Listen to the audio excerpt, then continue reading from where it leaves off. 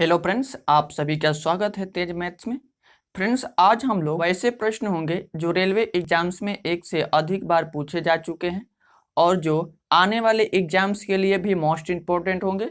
और इसमें जितने भी प्रश्न होंगे वो सभी प्रश्न रेशियो एंड प्रोपोर्शन से संबंधित प्रश्न होंगे।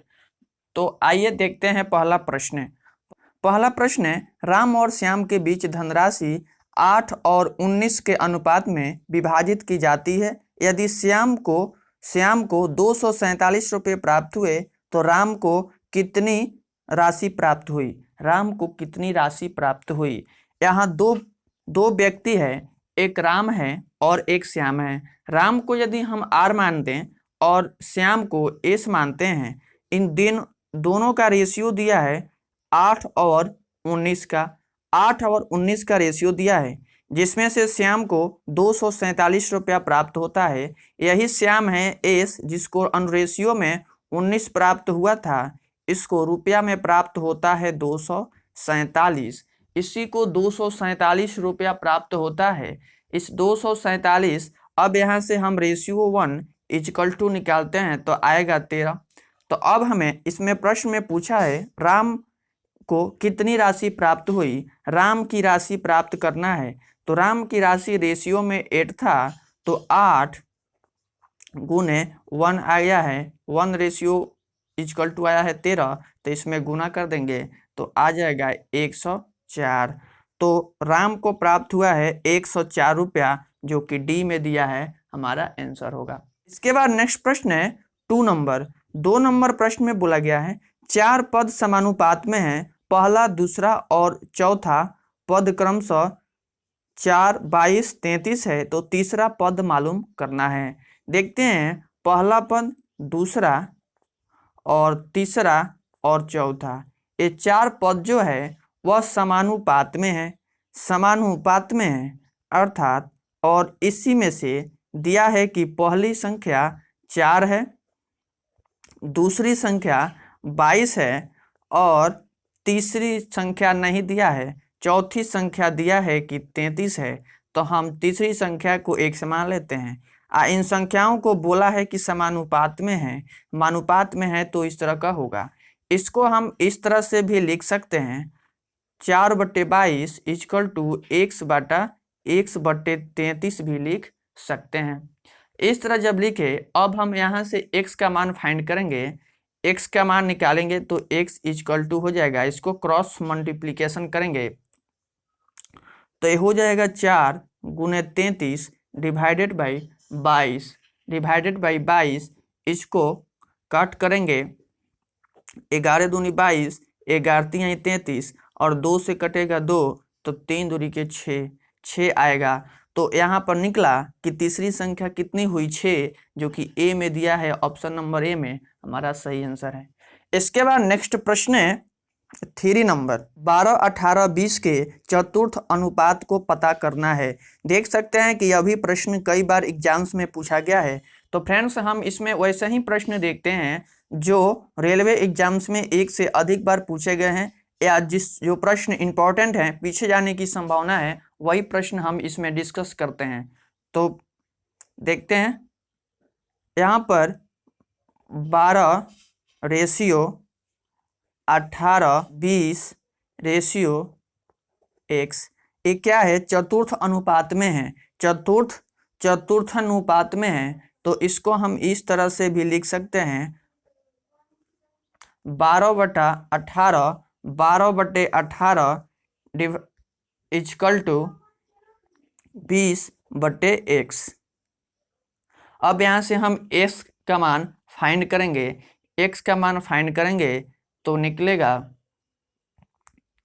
ए हो जाएगा 6 दूनी 12, 6 तिया 18, ए ऊपर से ऊपर कैंसिल हो जाएगा।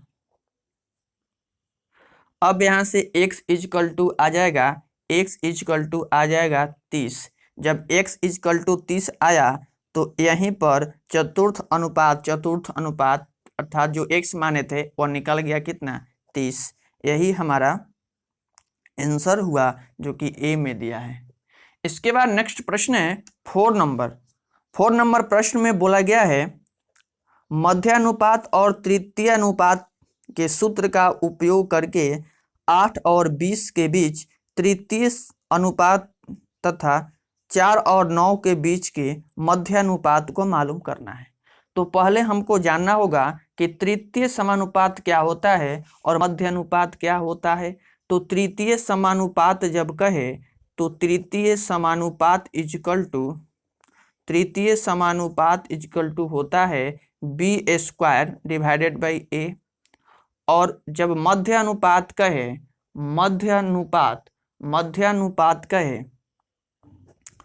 मध्य समानुपात का सूत्र होता है √AB। अब इन दोनों का तुलना करते हुए 8 और 20 के बीच तृतीय अनुपात तथा 4 और 9 के बीच के मध्यानुपात को ज्ञात करना है। तो हम पहले 8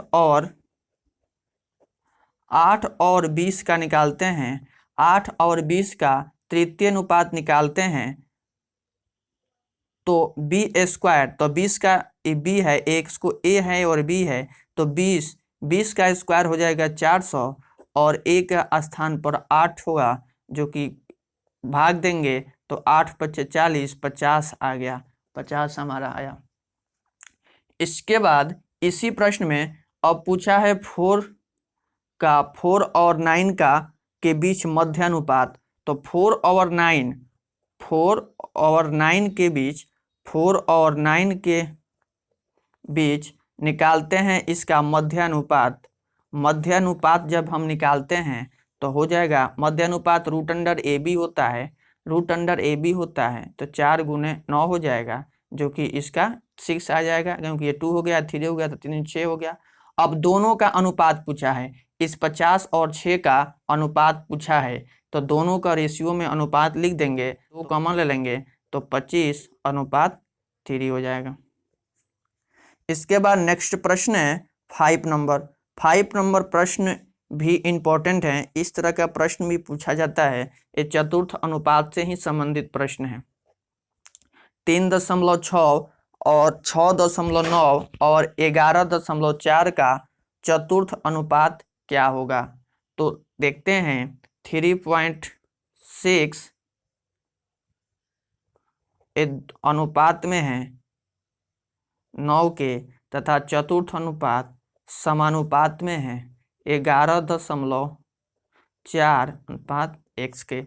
तो इसको हम इस तरह से भी लिख सकते हैं,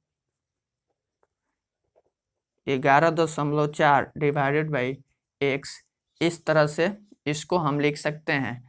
तो यहाँ से हम अब फाइंड करते हैं, यहाँ से x का मान निकालेंगे तो x इक्वल टू 11.4 गुने 6.9 और डिवाइडेड बाई 3.6 हो जाएगा। अब यहाँ से यदि दशमलव से दशमलव हटाते हैं और a तो तब कट हो जाएगा 23 और a हो जाएगा 3 बार में कटेगा तो 12 हो जाएगा।